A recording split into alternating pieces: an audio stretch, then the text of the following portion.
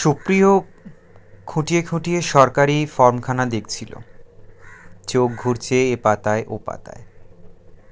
সবুজ ফাইল খুলে ঝলক পড়ল অভিমন্যুর ব্যালেন্স শিট। ভুরু কুচকুচ্ছে।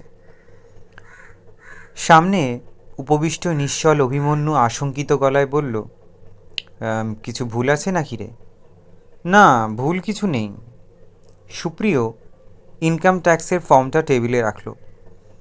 তুই কিন্তু ফালতু ফালতু বেশি ট্যাক্স দিচ্ছিস। প্রফিটের অ্যামাউন্টটা ৯৩,০০০ দেখাতে গেলি কেন? বারে, ওই অ্যামাউন্টই তো হয়েছে। ব্যালেন্স শিটেও আমার তাই দেখানো আছে। তোকে তো বলেছিলাম ব্যালেন্স শিটটা একটু অ্যাডজাস্ট করে নিস। তোর কারখানার রেন্ট ৭০০ টাকা, এটা স্বচ্ছন্দে ১,৫০০ শো করা যায়। যা হোক একটা রেন্ট বিল ধরিয়ে দিতিস, ওরা থোড়াই চেক করতে আসতো। প্রিন্টিং স্টেশনারিটাও একটু এদিক ওদিক করলে ম্যাটেরিয়ালসটা তো করাই যায়। কনভেন্সটাও তো ইজিলি আরও ৫-৭ হাজার।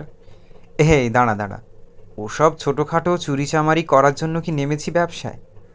এতে মনটা নিচু হয়ে যাবে না? অভিমন্যু দাড়িতে হাত বোলালো। রোজগার হয়েছে কটা টাকা নয় ট্যাক্স দেব। তুই শালা ট্যাক্স দিয়েই মর, গভর্নমেন্ট তোকে ট্যাক্সরত্ন উপাধি দেবে। সুপ্রিয় হাত ছড়িয়ে আড়মোড়া ভাঙল। যাই রে, ৯টা বাজলো। আমিও উঠছি। কারখানায় একটা ঢু মেরে ব্যাম্বু ভিলায় ছুটব। যা শালা যা, ব্যাম্বু খা। হাসতে হাসতে অভিমন্যু ফাইলপত্র গোছাচ্ছিল। হাঁ হাঁ করে ছুটে এসেছে মালবিকা, হাতে চায়ের কাপ, অমলেটের প্লেট। উচ্ছল সুরে বলল, আরে বসুন বসুন, এই ব্যালেন্স শিটের সুবাদে তাও আপনার মুখ দেখা গেল। আমাদের ওপর আপনার কেন এত অ্যালার্জি বুঝি না বাবা। ছি ছি, অ্যালার্জি কেন হবে? একদম সময় পাই না। এত কিসের সময়ের অভাব? আপনি তো আপনার বন্ধুর মতো টাইমের বাবু নন। সুপ্রিয় উঠে পড়েছে। মালবিকাকে কি একটা ইশারা করছিল। সঙ্গে সঙ্গে মালবিকা কটকট করে উঠল। বলতে হবে না স্যার, মা তোমার ভাত বাড়ছেন। আর হ্যাঁ, মনে করে আজ বাবার চশমাটা নিয়ে যেও। ডাঁটি ভেঙে গেছে বলে বাবা বেচারার পড়াশোনা বন্ধ হয়ে গেছে। ব্রিফকেসে দিয়ে দাও, প্রত্যুষ আজ ব্যাংকে আসবে, ওর সঙ্গে ধর্মতলায় যাব তখনই। মাথায় রেখো, তাহলেই হবে। বাবা সারা সন্ধে মুখ হাঁড়ি করে বসে থাকবেন, আমার একটুও ভালো লাগে না। অভিমন্যু চায়ে চুমুক দিতে দিতে মিটিমিটি হাসছিল। কদিনেই পাকা ঘরণী হয়ে উঠেছে মালবিকা। বিয়ের আগে সুপ্রিয়টা বেশ উড়ু উড়ু ছিল। সিনেমা, থিয়েটার, ফাংশন দেখে বেড়াতো খুব। এখন অনেকটা ঘরমুখো হয়েছে মালবিকার গুঁতোয়। মালবিকার রুচিবোধও আছে বেশ। সুপ্রিয়দের এই প্রকাণ্ড বাইরের ঘর আগে ন্যাতাপ্যাতা হয়ে থাকত। সম্ভবত সুপ্রিয়র মা একটু কুড়ে ধরনের মহিলা বলি। এখন সোফারা সমকোণে, সেন্টার টেবিল সাইড টেবিল তকতক করছে। সাবেকি স্ট্যান্ড ল্যাম্প দুটোর পুরনো ঢাকনিরও বদল ঘটেছে। কোণের বনেদি মিনে করা ফুলদানিতে পুষ্প সমারোহ।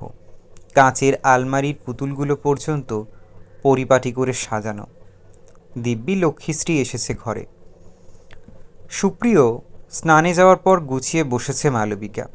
উদ্বিগ্ন মুখে বলল, সুপ্রিয় বলছিল আপনার মার নাকি শরীরটা খারাপ। প্রবলেম হচ্ছিল, এখন বেটার। কাকে দেখাচ্ছেন? এই তো বেহালাতেই বসেন, ডক্টর পাকরাশি। আমার বাবার একজন সাইকিয়াট্রিস্ট বন্ধু আছেন, যদি চান তো একবার দেখিয়ে নিতে পারেন। বলবো দরকার হলে। অভিমন্যু প্রসঙ্গটা থেকে সরতে চাইল। সচেতন আলগা গলায় বলল, তোমার বন্ধুদের কি সমাচার? পর্ণা, আঁখি। কথাটা শেষ করতে পারল না অভিমন্যু।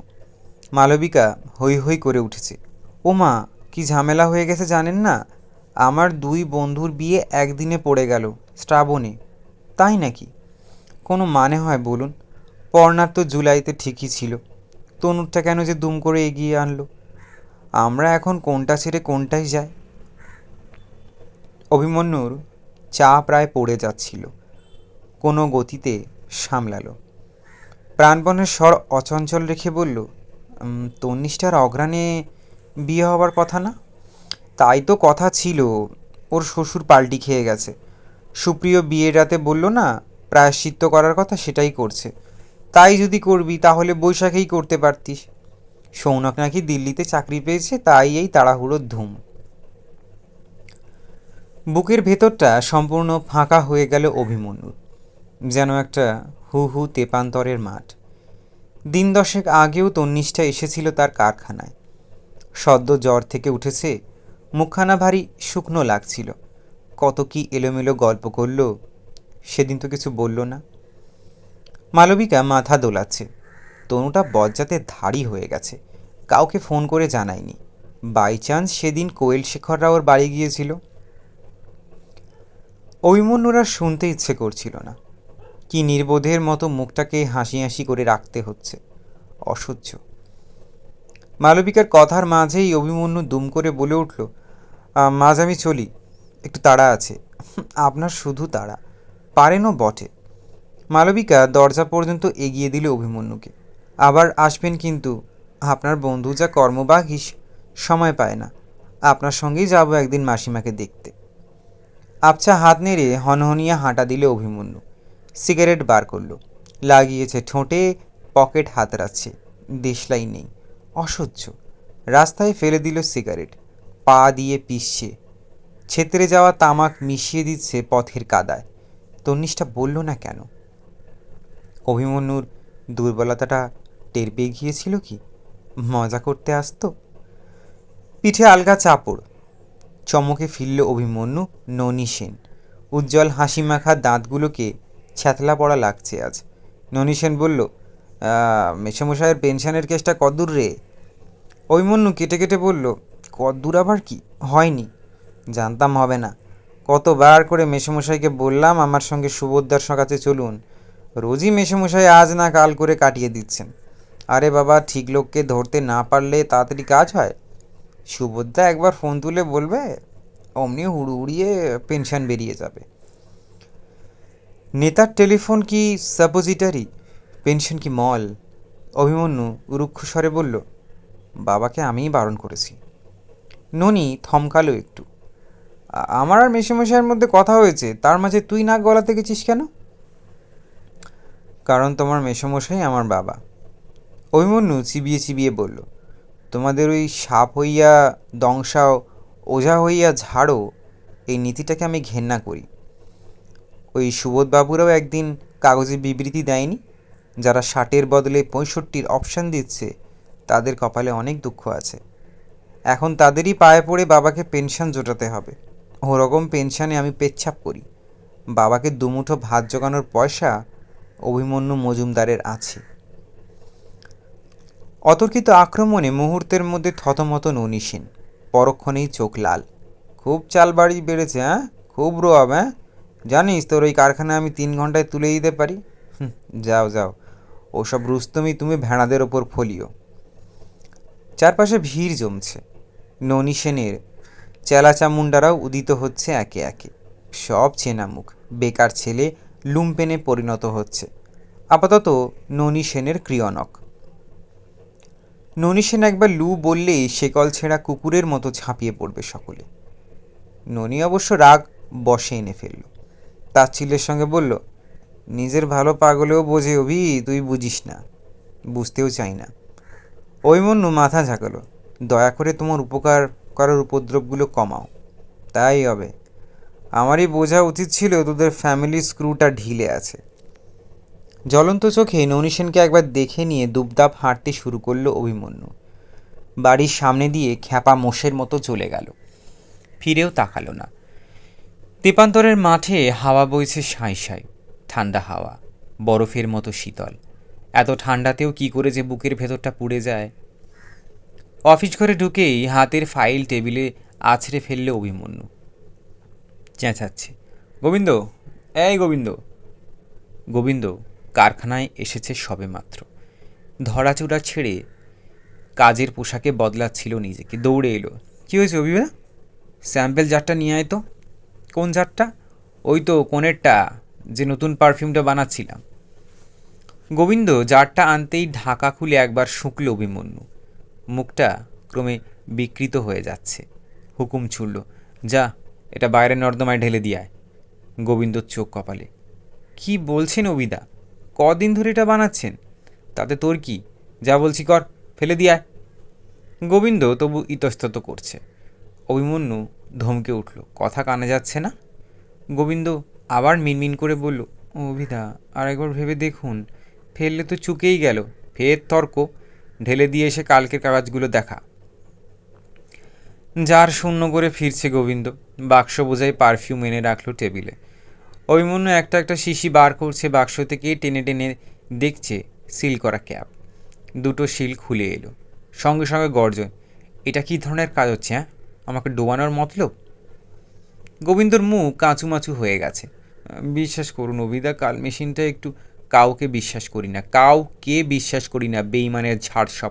যাকে যত বিশ্বাস করব, যার কথা যত ভাববো, সেই তো সর্বনাশ করবে। আমি এক্ষুনি আবার করছি। গোবিন্দ বাক্সগুলো তুলে দৌড়ে ওভারে চলে গেল। ঘটাং ঘটাং আওয়াজ করে আলমারি খুলল অভিমন্যু। গোটা তিনেক বক্স ফাইল বার করলো। কাগজপত্র উল্টাচ্ছে। মাথাটাকে বাগে আনতে চাইছে প্রাণপণ, পারছে না। কোত্থেকে যেন এক বুনো ঘোড়া রক্ত ঢুকে পড়েছে শরীরে। দাপাদাপি করছে শিরায় উপশিরায়।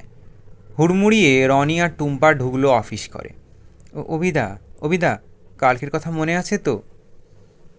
রনি টুম্পা বিজ্ঞান মঞ্চের দুই উৎসাহী সৈনিক, সদ্য ফার্স্ট ইয়ার। চোখ সরু করে তাকালো অভিমন্যু। কী কথা? বারে, বলেছিলাম না কাল অবনী পাঠাগারের লৌকিক অলৌকিকের ওপর সেমিনার আছে।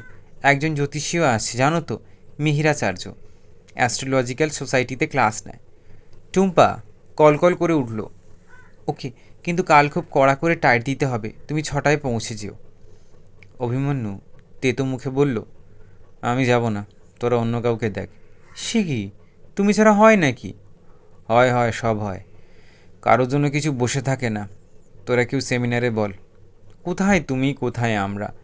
টুম্পা মিনতির সুরে বলল, অভিদা প্লিজ। আহ, কেন বিরক্ত করছিস? বলছি তো আমি যাব না। রনি অবাক চোখে তাকালো।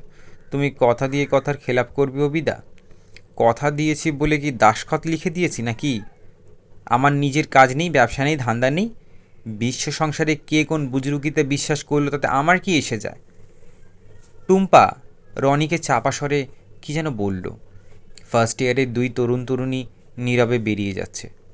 অভিমন্যুর দিকে তাকাতে তাকাতে দুজনের স্তম্ভিত দৃষ্টি তীরের মতো বিঁধছিল অভিমন্যুকে।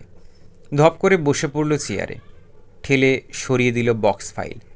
সেলসম্যানের জন্য বিজ্ঞাপনের একটা মুসাবিদা করেছিল। হিংস্র আক্রোশে কুঁচিয়ে কুঁচিয়ে ছিঁড়ল।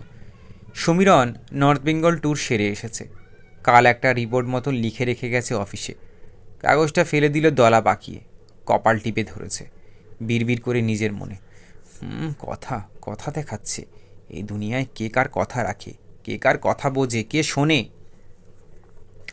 মালতী ইউঁকি দিচ্ছে ঘরে। বোধহয় দরকারি কথা আছে কিছু। হেঁকে উঠল অভিমন্যু, কী চাই?